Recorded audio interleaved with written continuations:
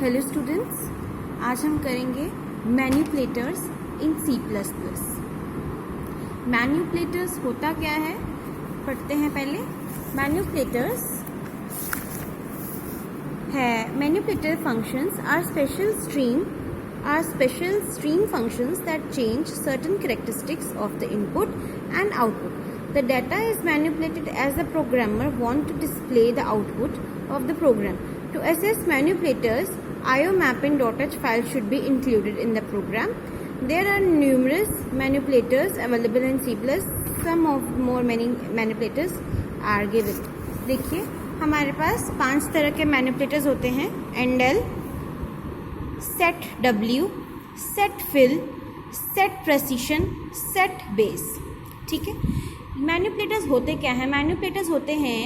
Manipulators हम input या फिर आउटपुट के साथ लगाते हैं, या तो हम सी इन के साथ लगाते हैं या हम सी आउट के साथ लगाते हैं। मैनिपुलेटर्स मतलब यूज़र अपनी इनपुट या फिर आउटपुट अपने हिसाब से लेना चाहता है, उसे हम कहते हैं मैनिपुलेटर्स।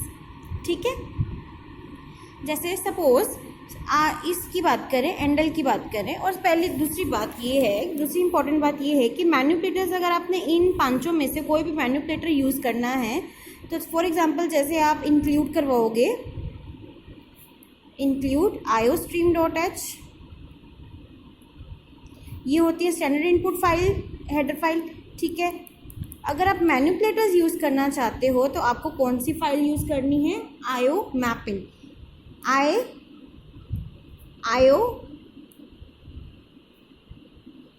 iomanip, ये फाइल आपको यूज़ करनी है। If all of you want to use these manipulators in your program, therefore you have to include iomanip.h header file in your program. ठीक है, हमारा वेरी फर्स्ट जो मैनिपुलेटर है दैट इज एंडल। एंडल किस लिए use करते हैं? Endl is use to output generate a carriage return or line feed character. This manipulator has the same functionality as n new line character. मतलब कि next line character, suppose आपकी output ऐसे आती है ना, सपोज आपकी आउटपुट ऐसे आती है, जैसे 200 हो गया, ऐसे इस तरह से आपकी आउटपुट स्क्रीन पे आती है। आप क्या चाहते हो? 200 के बाद 400 जो है वो नेक्स्ट लाइन में है, मतलब next line character. And line का जो एल का जो फंक्शन है वो सेम है जो हम यूज़ करते हैं slash N use for what is use to print the output और print the character in next line. इसको हम यूज़ कैसे करेंगे? सपोज void main, ठीक है, void main किया, एक वेरिएबल लिया मैंने int a, ठीक है, a की वैल्यू डाली मैंने 50, फाइन, ठीक है, ओके। उसके बाद मैंने सी आउट करवाया, मैंने ए की वैल्यू सीधा दे दी, सी आउट करवाया, ए इक्वल्स टू, ठीक है, सी आउट में ए की वैल्यू क्या कराना चाहती हूँ? A equals to A, that is, और मैंने यहाँ पे लिख दिया एंड एल, क्या लिख दिया मैंने? And L. ठीक है, दोबारा मैंने करवाया, मैंने दो वैल्यूज ले लेती हूँ। चलो, b equals to 30, c equals to 40। यहाँ मैंने 3 वेरिएबल्स ले लिए, a equals to 50, b equals to 30, c equals to 40। Okay, अब मैं क्या करूँगी? Cout b equals to, ये मैंने कोमास में डाला है, मतलब ये चीज़ प्रिंट होगी। ऑपरेटर b की वैल्यू जो भी होगी एंड प्रिंट करवाओ एंड एल। उसी तरह cout, c equals to c and L, get ch। ठीक है, अब आपका आउटपुट क्या होगी इसकी? अब देखो, अगर तो आपने ये चीज़ें ये एंड एल नहीं लगाया होता तो आपकी आउटपुट आती a equals to 50, b equals to 30, c equals to 40। But output अब ऐसे नहीं आएगी। आउटपुट कैसे आएगी? a equals to 50, next line b equals to 40, ये देखो ये a इक्वल्स टू आपने प्रिंट कराया है, b इक्वल्स टू आपने ये प्रिंट करवाया तभी आउटपुट आ रही है, और c equals to sorry b equals to है 30, b इक्वल्स टू 30 और c इक्वल्स टू 40, ये आपकी होगी आउटपुट।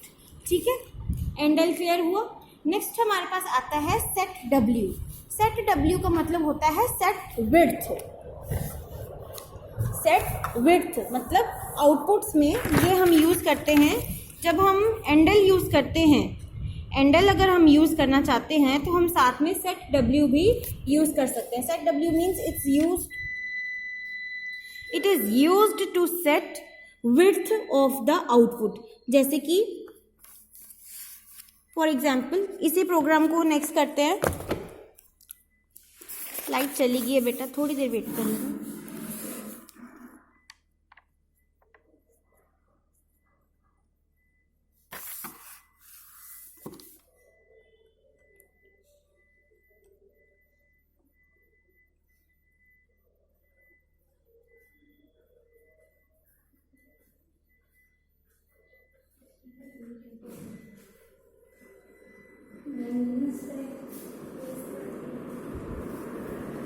हाँ जी, सेट w।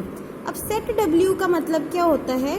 इसका मतलब होता है विड्थ। यहाँ पे अगर हम कुछ भी डाल दें, जैसे सेट w लिख दिया मैंने 5, ठीक है, ये क्या करेगा 5 कैरेक्टर्स की स्पेस देगा मेरे पास, 5 कैरेक्टर की स्पेस गिवन मतलब प्रिंट कर देगा। It will print us the space of 5। अगर मैंने यहाँ पे लिख दिया सेट w 2 तो ये मेरे को 2 कैरेक्टर्स की स्पेस प्रिंट करवा देगा। इसको हम यूज़ कैसे करेंगे, ये देखो ऊपर हेडर फाइल्स नहीं लिख रही, जैसे लिखो वॉइड मेन, ठीक है, मैंने लिया इंट a और b, ये 2 मैंने चीज़ें ली हैं। a को मैंने प्रिंट a की वैल्यू दे दी 200, b की वैल्यू दे दी मैंने 400, ठीक है। सी आउट, अब देखो सी आउट अगर मैं लगाऊंगी सेट w, ठीक है, सेट w मैंने लिखा 2, set w 2, C out set w 2, then a की वैल्यू, ठीक है, फिर मैंने प्रिंट करवा दिया एंड l, ठीक है। नेक्स्ट लिखा मैंने सी आउट सेट w 4, सी out set w 4 print b end l get ch। अब इसकी आउटपुट देखो,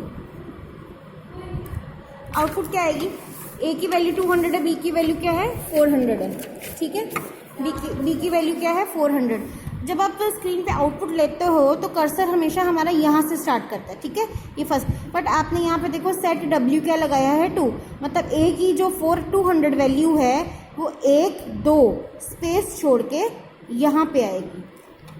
a 200 कहाँ पे प्रिंट होगा, 2 कैरेक्टर्स की स्पेस छोड़ के, ठीक है। नेक्स्ट मैंने एंडल लगाया है, मतलब 400 जो है यहाँ पे नहीं, नेक्स्ट लाइन में प्रिंट होगा।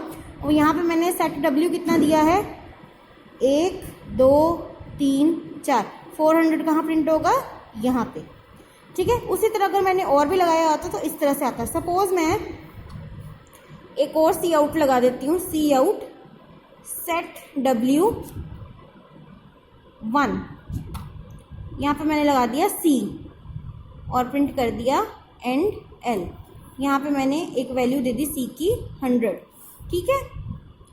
तो अब मेरी वैल्यू क्या आती है, सेट w 1 है तो मतलब 1 स्पेस छोड़ता और मेरी वैल्यू कहाँ आती 100। अगर यहाँ देखो, यहाँ भी मैंने एंडल लगाया है तो जो c की वैल्यू है वो नेक्स्ट लाइन में प्रिंट होगी। अगर मैंने ये एंडल ना लगाए होते तो ये 200 400 पता कैसे आते। सपोज मैंने ये एंडल नहीं लगाए हुए, तो अब आउटपुट कैसे आनी थी, प्रिसीशन क्या है, पहले की प्रिसीशन क्या है, 2 प्रिसीशन छोड़ी उसने 200। नेक्स्ट लाइन में प्रिसीशन क्या है, अगर मैंने एंडल ना लगाया होता तो 4 1 2 3 4 कैरेक्टर छोड़ के 400, नेक्स्ट पोजीशन क्या है 1 लाइन की स्पेस छोड़ के 100। इस तरह की ये आउटपुट देता अगर मैंने यहाँ पे एंडल ना लगाया होता था। मैंने एंडल लगाया है इसलिए जो आउटपुट है वो नेक्स्ट लाइन में प्रिंट होगी। Is that clear? Set W clear है। नेक्स्ट आता है हमारे पास set fill. Set fill is used to fill the spaces. ये जो सेट W के कारण आप जो स्पेसेस दे देते हो उसको फिल करने के लिए हम क्या करते हैं? सेट फिल यूज करते हैं। कहने का मतलब है जो भी आप सेट W के थ्रू जो स्पेसेस देते हो उसको हम फिल कर सकते हैं। कैसे? सेट फिल के through.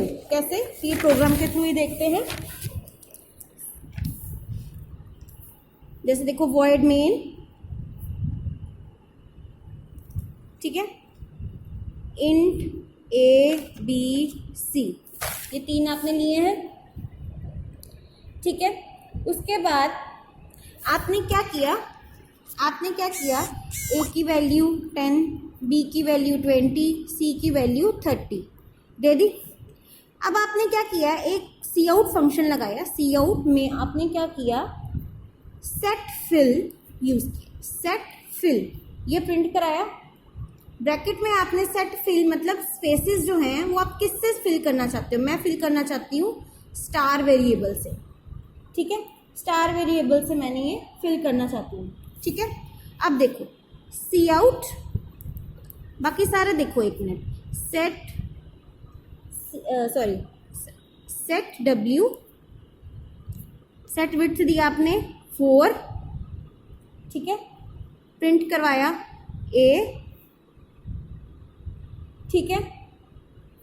Then and L, sorry यहाँ पे end L। Next C out set W3,